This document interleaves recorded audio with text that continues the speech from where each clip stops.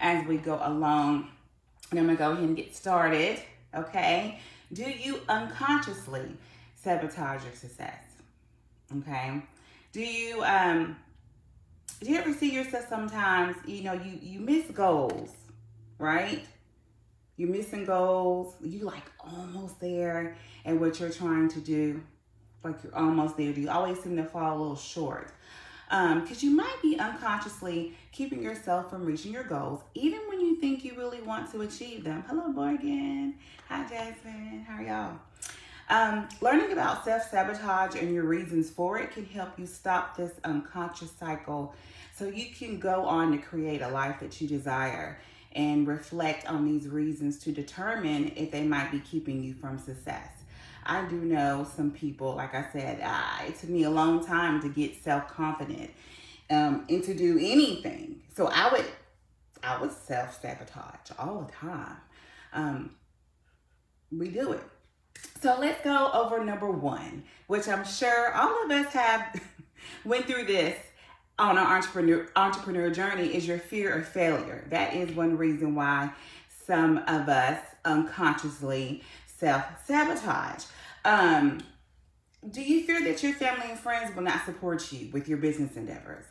Do you dread that feeling of failure? Does that feeling stop you? Like, oh, I might not do this. I might not make this goal. And I just don't want to feel upset, frustrated. That pain that you feel. Some of us avoid just that feeling. So you're trying to avoid it altogether. And failure is hard to manage, ignore, and handle. And it can eat away at your self-esteem and make you doubt your ability. So it's not surprising if you try to avoid it. Is this you? I want you to, as we go over some of these, this is a very open atmosphere here, right? We're women, we're doing our thing. If something resonates with you, and if it sounds like you, tell me if that's you. Because I already know it's me. Probably all of them that I've been through. But if it resonates with you, let me know.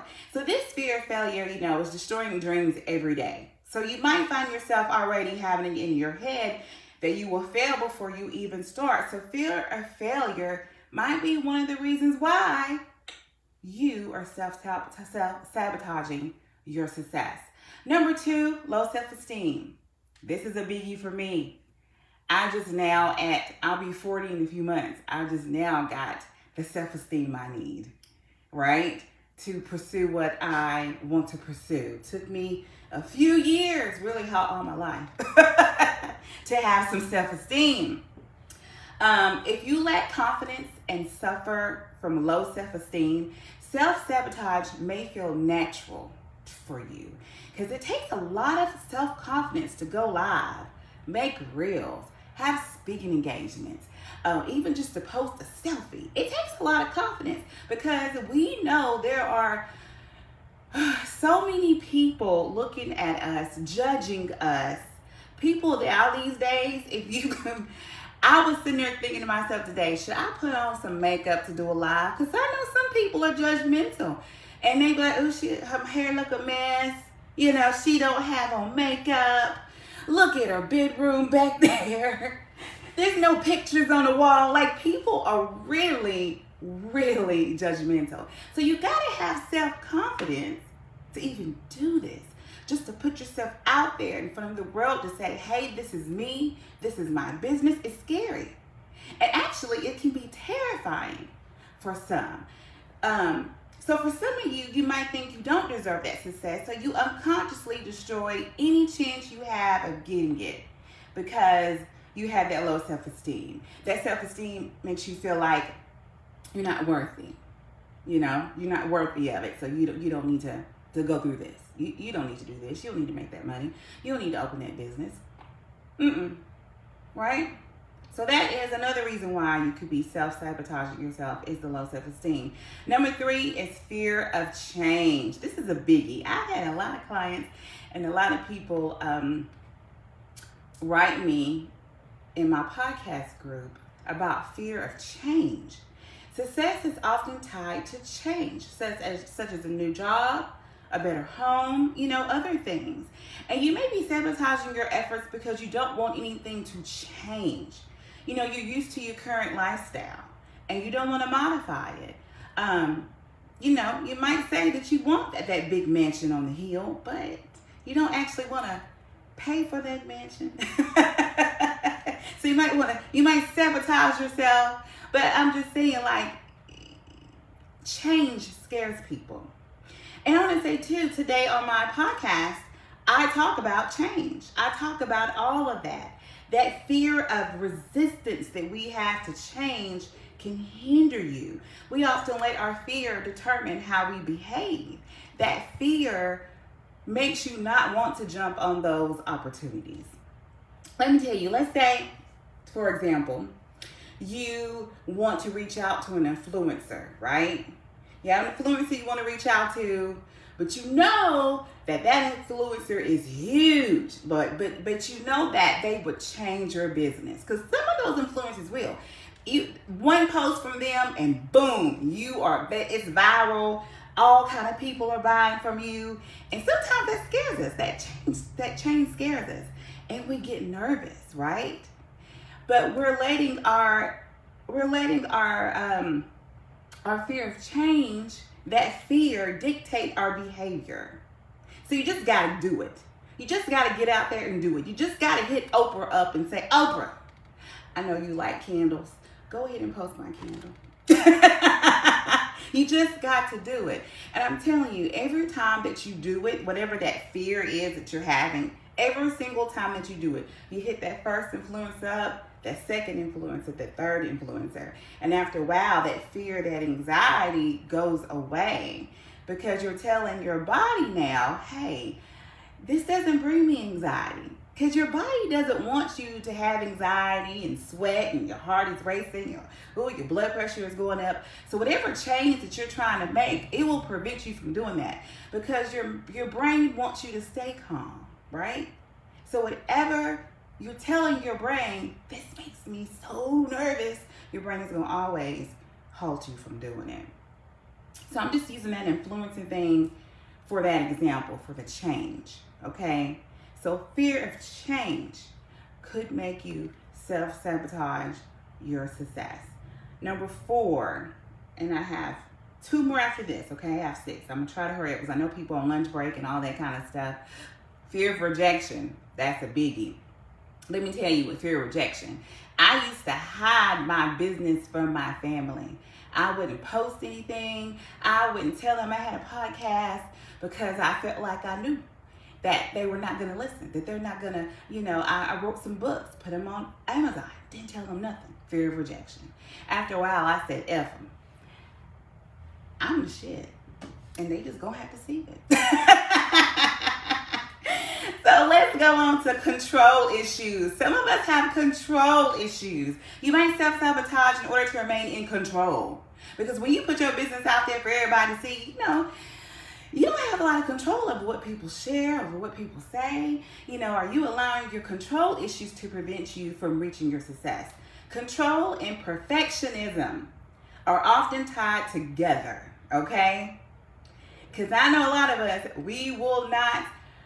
I know a friend. I got a whole bunch of stories on them. I know a friend who did not open her business because she didn't like her logo. That's how much of a perfectionism she was. She kept going to different people on Fiverr to make a logo. She never liked it. And because she didn't like the logo, she didn't open her business. I'm telling the truth. I am telling the truth. And I was like, are you serious? And I was like, you just sabotage yourself over a logo, girl. I kept telling her, let me go on Canva and make your logo, because I make everything on Canva. No, she wouldn't let me do it. And I was like, really? Didn't like it. That's how much a perfectionist she is. So if you want everything to be perfect all the time, then you may be losing out on big and important opportunities, or if you always want to be in control. Especially like when people do collabs. You're not in if you got somebody else you're collabing with, that's why it's called a collab. You can't dictate everything. Because I know some people too that will not collab because they can't dictate how everything goes, right?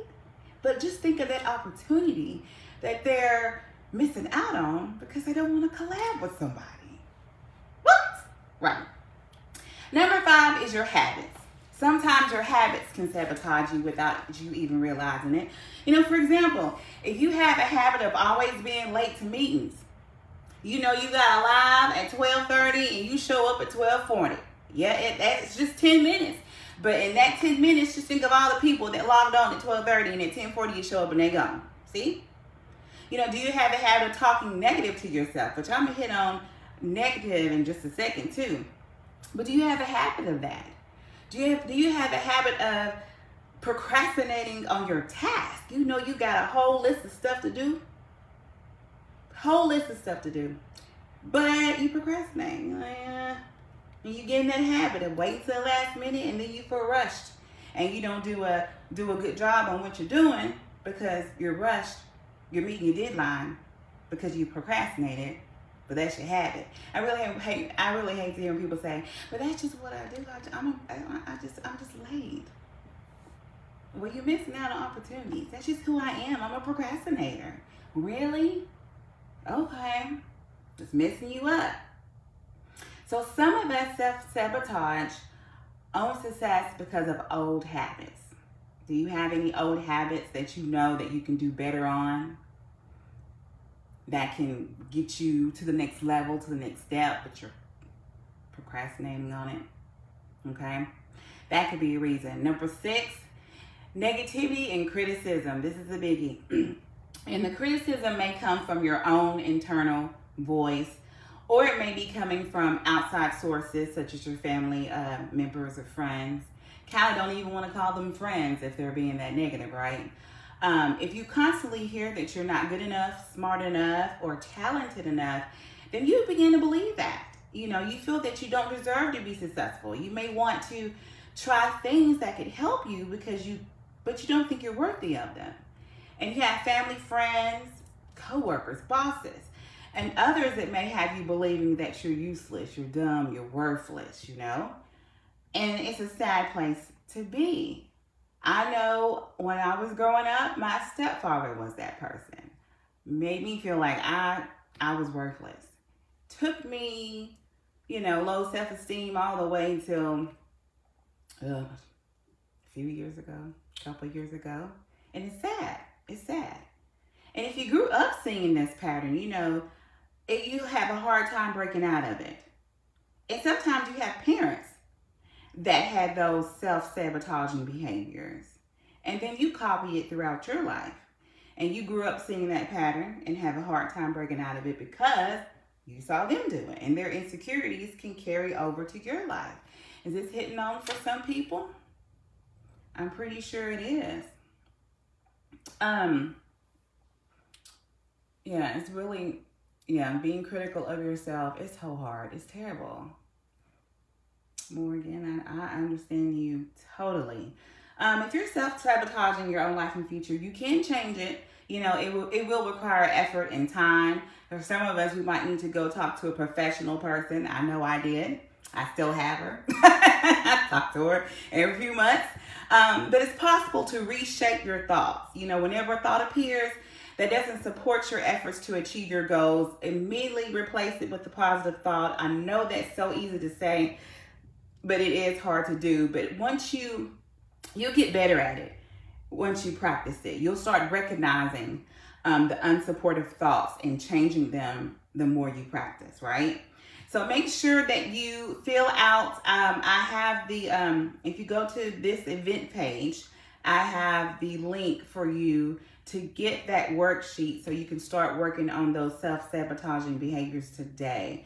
It is 2 pages. You print it out. You do have to fill it out. And it's so, you got to put in a little work. You got to answer the questions. I actually did it a few times. And you might find yourself having to do it a few times because you might have multiple self-sabotaging behaviors. Again, when you get a chance, take a listen to Your Small Business Podcast. It's my podcast. And today's episode is about fear. I really hit on some topics that hit close to home for me, as well as I'm sure for others, about fear and how fear can be holding you hostage and not letting you succeed. So check that out on all platforms, all podcast platforms. So I will see you again next week. What you say? She's been loud on IG, but I've been quiet as a church mouse. Girl, you better talk. Yes, you better get on Instagram and talk. Yes. And you're right. You got to have people in your circle that will give you that boost you need. It's so hard to find. I don't know why as entrepreneurs, we have such a hard time finding people that supports us. I really think we're doing what we're living out our dreams, and it scares people. It makes them reflect on themselves. I really believe that. Now, as I've been going on my second year of being a business coach and podcaster and stuff, and course creator, that's what I'm beginning to see. You're reflecting on other people and making other people think that they could be doing more. That's what I'm beginning to see. But y'all have a great Monday. Come see me on Your Small Business Podcast on all platforms. And I have a podcast group that you can join on FB, which is called Your Small Business Podcast. Y'all have a great day. If you, again, click on the link and I will send you the worksheet. Like I said, it's 2 pages.